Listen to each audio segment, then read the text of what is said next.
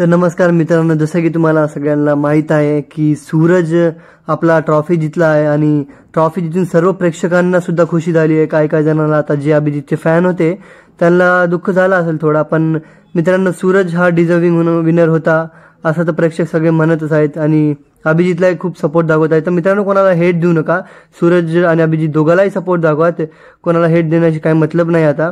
आणि मित्रांनो या बिग बॉस तुम्हाला जसं की तुम्हाला माहित आहे बिग बॉसच्या ट्रॉफी विनरच्या नंतर रितेश देशमुख सर आपल्या सूरजला भेटले आहेत आणि सूरज मला खूप बरं वाटलं की तू ट्रॉफी जिंकला आणि सगळ्या प्रेक्षकांची सुद्धा इच्छा होती की तू जिंकाव। आणि समोरून सूरज रिप्लाय देतो, सर मी तुमच्यामुळेच आलतो या सीझन मध्ये, तुमच्यासाठीच आलो, जर दुसरं कोणी होस्ट असलं तर मी आलो सुद्धा नसतो। मग रितेश भाऊ समोरून म्हणतात की आता माझा हे पहिला सीझन होता आणि पहिल्या सीझन मध्ये तू जिंकला आहेस, मला खूप अभिमान वाटतो की तू जिंकला। सूरज आपला फेमस डायलॉग झापूक झुपूक मारतो आणि सगळे तिथं हसायला लागतात आणि रितेश देशमुखचे वाईफ सुद्धा आले होते, त्याने सुद्धा हसायला लागतात।